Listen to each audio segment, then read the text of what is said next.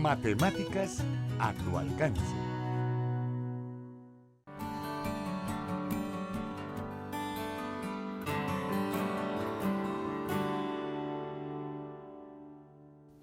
Bienvenidos al segmento de innovaciones didácticas. Estamos trabajando con un 10º grado con el tema de métodos de conteo. ¿Por qué es importante esto? Porque luego cuando ya vean en este grado temas de probabilidad y cuando comiencen también a deducir teoremas más complejos, entonces ellos sepan discriminar cómo los van a utilizar. Y para eso ellos aprenden a hacer diagramas de árbol, hacen deducción con tablas de doble entrada, pero no queremos solamente hacer mero formalismo, sino más bien que ellos entiendan el significado de estos métodos. Para eso tenemos una invitada, mucho gusto Lindy, qué bueno que nos puede acompañar nuevamente. Un placer estar aquí con ustedes y pues vamos a demostrar algo bien importante en la matemática, lo que son los juegos, ¿verdad? Y la didáctica que esta puede tener para la enseñanza de ella misma. Así es.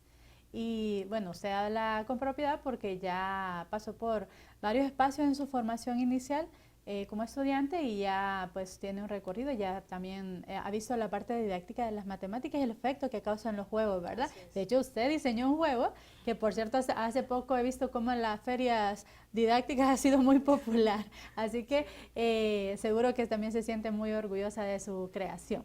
Bueno, entonces pensando allá, como profesores que ya estamos en el aula de clases y cómo vamos a abordarlos, entonces nos planteamos esas preguntas. ¿Cómo puedo yo diseñar actividades que no me consuman demasiado tiempo, que no impliquen gasto de recursos, porque no los tenemos, ¿verdad? Es la realidad en nuestro sistema educativo, pero que con pocas recursos, pocos materiales, yo pueda generar una serie de preguntas, de experimentos, porque en esta etapa de probabilidad, Lindy, la parte de descubrimiento, la parte de experimentación es importante.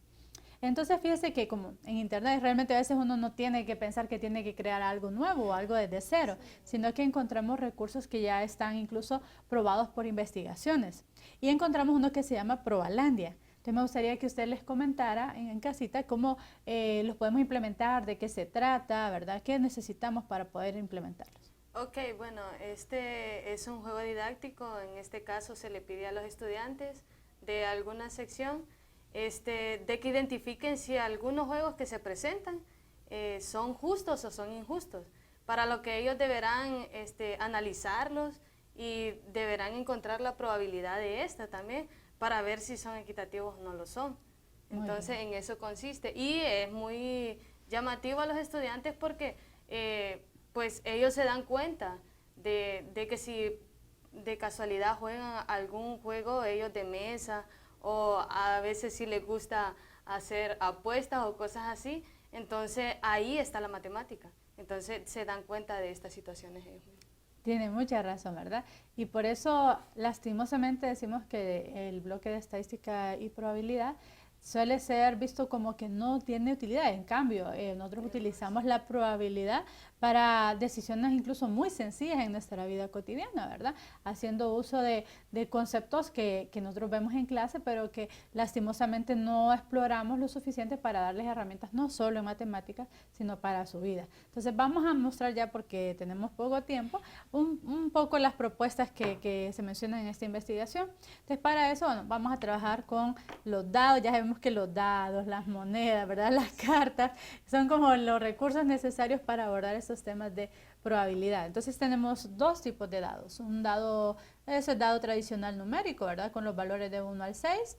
Y tenemos este otro dado que tiene dos colores, que en este caso es un azul celeste y un café. Bueno, entonces vamos a decir, como usted mencionaba, en el contexto de que ellos sepan si el juego, las condiciones que se les dan son justas. Y eso les interesa porque los estudiantes quieren ganar siempre, ¿verdad? Entonces si les hacen trampa, entonces ellos van a estar pendientes. Entonces, ¿cómo saber esto? Bueno, tienen que dar justificaciones, tienen que dar razones. Vamos a decir lo siguiente, esos dos dados se lanzan al mismo tiempo. Entonces, bueno, el valor lo vamos a determinar más bien por el dado que tenga estos dos colores. Que si el lanzamiento pues obtiene el color azul, Entonces vamos a decir de que tiene que ser un múltiplo, perdón, vamos a comenzar con el café. Si el café es el que resulta, entonces va a ser un múltiplo de 2. El valor que usted obtuvo aquí lo va a multiplicar por 2. Si le resulta en el lanzamiento el color azul, entonces lo va a multiplicar por 7. Es decir, el valor tiene que ser múltiplo de 7 de uno de estos 6 valores. Bueno, entonces dadas las condiciones, bueno, al lanzamiento para que hagamos la prueba y veamos qué valor es el que resulta. ¿Ambos al mismo tiempo? Sí, ambos al mismo tiempo. Okay. Muy bien. Entonces, dadas las condiciones, ¿qué tendría que hacer en este caso? Bien, en este caso, pues, en el dado numérico, a mí me salió el número 3, que es el que tengo aquí, y en el de colores me salió el azul, el que decía que tenía que ser múltiplo de 7. Entonces, al multiplicar me queda 3 por 7, me da 21. Muy bien. Es en este caso. Muy bien. Entonces, ya con estos resultados, pues entonces nosotros vamos a determinar si hay un ganador o no lo hay, ¿verdad? Bueno, entonces imagínense que yo le agrego, ahorita es como probando las condiciones iniciales y así va a comenzar el estudiante, probando, probando, probando. Entonces, pensemos que en el caso del color café, ¿verdad? Dijimos de que íbamos a multiplicar por 2, comencemos con esa situación. ¿Qué sucede si yo le digo que para que sea ganadora, usted tiene que lograr que le salga un número impar? Un número impar. Ajá, dado que cualquier valor que le salga aquí, si salió ese color café, lo multiplique por 2. La situación es la siguiente, cuando se multiplica por 2, entonces cada número que me resulte de acá va a ser múltiplo, pero va a ser múltiplo de 2. Entonces, si me piden que sea múltiplo de 3, ¿verdad? Ajá, que sí, ahí podemos poner las condiciones, pero puede ser que sea múltiplo de 3, por ejemplo, o que sea impar, para poner un caso impar, más extremo. Para exacto. Poner, si me están pidiendo que para ganar sea un caso impar y me están diciendo que al caer en esta zona va a ser múltiplo de 2, entonces la verdad es que ninguno de estos números, al multiplicarlos por 2, me va a quedar impar. Es decir, si multiplico el 1 por 2, me va a quedar 2, 2 por 2, 4, 3 por 2, 6, y si se van fijando así sucesivamente, siempre me va a quedar un número par. Entonces, la probabilidad que yo tengo de ganar es 0 en realidad. Así es. Bueno, pero imagínense que si no consideráramos eso, decimos, bueno, probemos a ver quién gana, ¿verdad? Entonces, sí estaría complicado. Ahora, sí podemos irnos al otro extremo, ¿verdad? Que si salga un múltiplo de 7, pues en este caso siempre van a ser múltiplos de 7, ¿verdad? A menos que dijéramos, ¿qué tal si solo jugamos con el dado numérico y que el ganador sea el que obtiene un resultado que también sea múltiplo de 7? Sería el mismo caso anterior, ¿verdad? Sí. Bueno, pensemos, esas son como para que el estudiante aprenda a discriminar qué situaciones tendrían una probabilidad igual a 0, ¿verdad? O donde sí siempre hay un ganador. ¿Qué tal si ahora modificamos las reglas? Podemos jugar solamente con el dado numérico. Es más, deberíamos tener otros, pero para efectos vamos a explicar solamente con este. ¿Qué pasaría si yo tengo 6 dados numéricos? Entonces yo le daría la condición de que me dijera de que si es posible que el ganador se obtuviera de manera de que en las 6 caras que salieron en los lanzamientos obtuviera números distintos, ¿verdad? Que por ejemplo si en este le salió 5, en este le salió 4, 3 y así, no se repita ningún resultado en los 6 dados. ¿Eso sería posible? Sí, posible es. Lo único que no puede cometer error, es decir, si en el primer dado cae 1, en el segundo ya no tiene la opción de que le caiga ese mismo número, tiene que caerle otro diferente. Y si tiene 6 dados, entonces sucesivamente se van eliminando los números que ya le van saliendo en el dado anterior.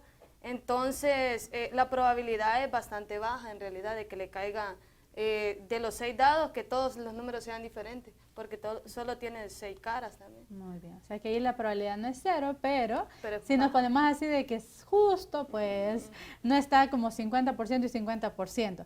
Ahora, pero ¿cómo podría el estudiante saber si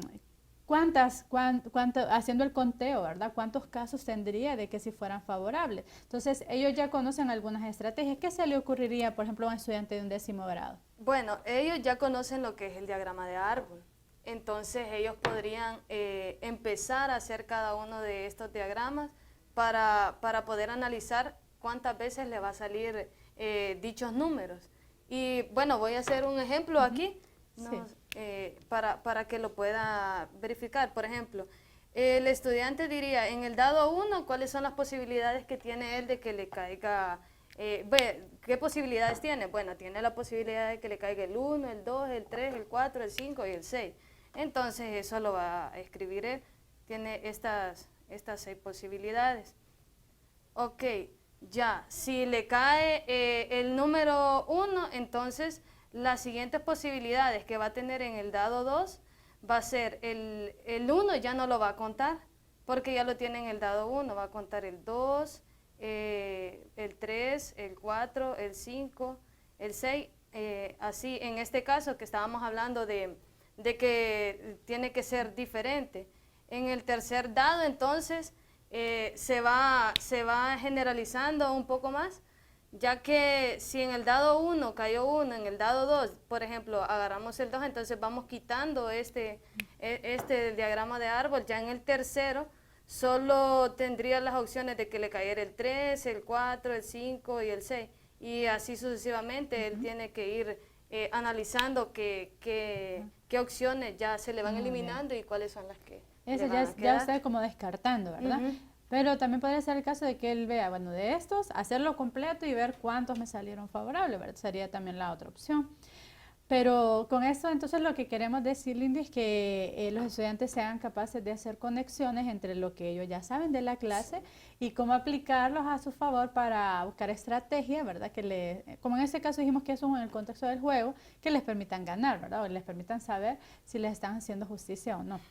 Bueno, en el aula de clase se pueden implementar muchas cosas. Ahora, de la experiencia que usted ha tenido, porque también usted tiene experiencia como docente, y también conocemos muy bien cómo se trabajan en las clases tradicionales.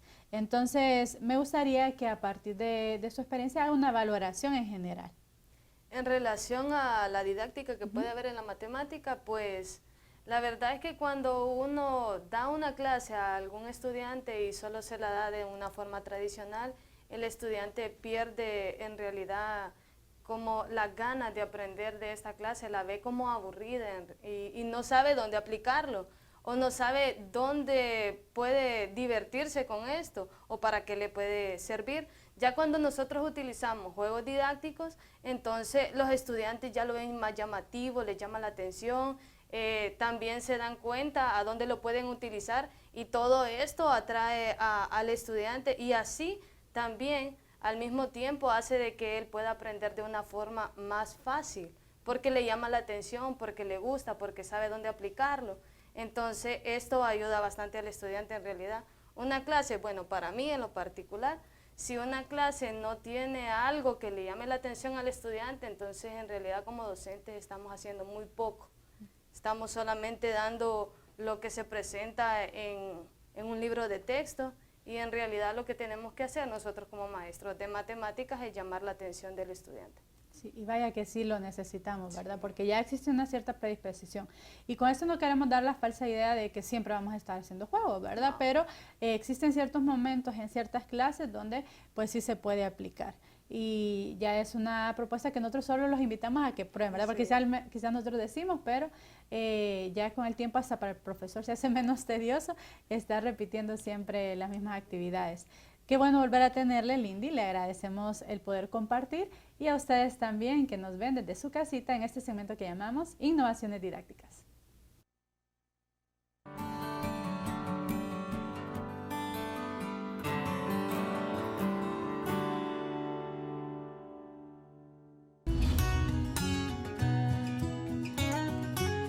Matemáticas a tu alcance.